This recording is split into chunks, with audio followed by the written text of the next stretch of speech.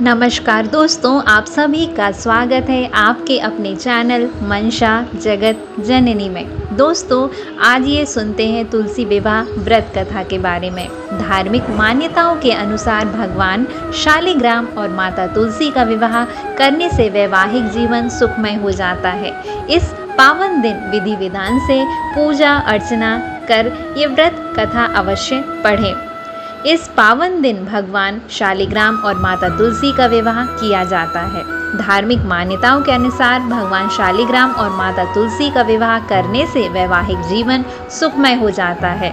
तो आइए सुनते हैं कथा के बारे में। जलंधर नाम का एक पराक्रमी असुर था जिसका विवाह वृंदा नाम की कन्या से हुआ। वृंदा भगवान विष्णु की परम भक्त थी और पतिव्रता थी। इसी कारण जलंधर अजय हो गया। अपने अजय होने पर जलंधर को अभिमान हो गया और वह स्वर्ग की कन्याओं को परेशान करने लगा। दुखी होकर सभी देवता भगवान विष्णु की शरण में गए और जलंधर के आतंक को समाप्त करने की प्रार्थना करने लगे।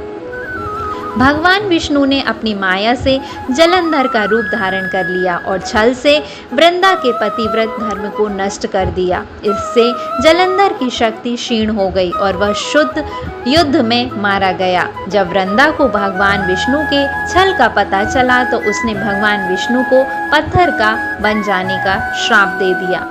देवताओं की प्रार्थना पर वृंदा ने अपना श्राप वापस ले लिया, लेकिन भगवान विष्णु वृंदा के साथ हुए छल के कारण लज्जित थे।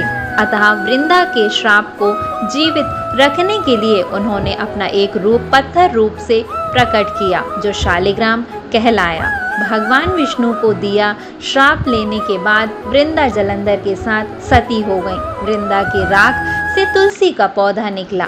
वृंदा की मर्यादा और पवित्रता को बनाए रखने के लिए देवताओं ने भगवान विष्णु के शालिग्राम रूप का विवाह तुलसी से कराया। इसी घटना को याद रखने के लिए प्रतिवर्ष कार्तिक शुक्ल एकादशी यानी देव प्रबोधिनी एकादशी के दिन तुलसी का विवाह शालिग्राम के साथ कराया जाता है।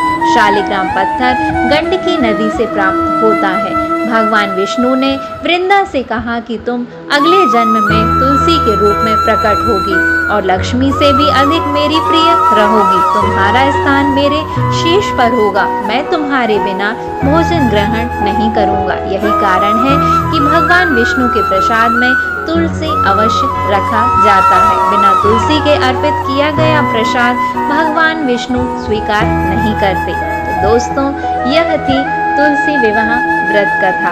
ऐसे वीडियोस को पाने के लिए हमारे चैनल को लाइक करें, शेयर करें, सब्सक्राइब करें। मंशा जगत जननी।